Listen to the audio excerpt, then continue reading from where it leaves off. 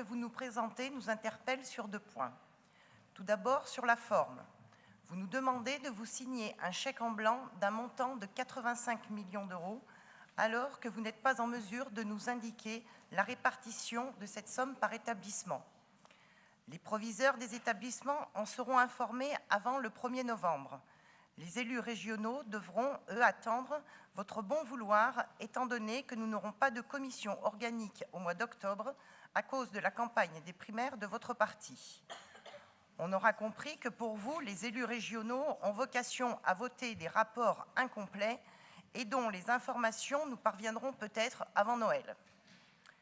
Monsieur le Président, avant de voter ce rapport, nous aurions aimé avoir un peu plus d'informations et donc de transparence. Nous savons tous que la transparence, ce n'est pas le point fort de votre parti.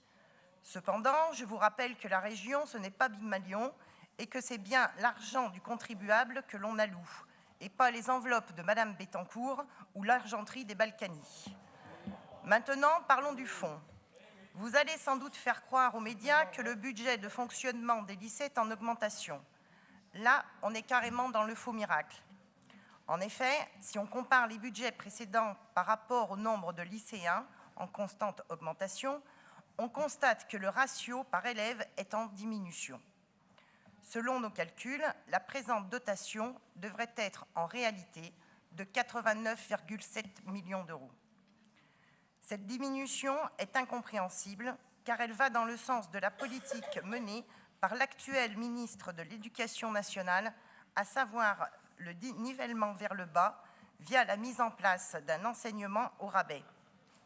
Négligé par l'État, l'enseignement ne doit pas être appauvri, mais au contraire redynamisé, afin de garantir un avenir à tous les élèves de France.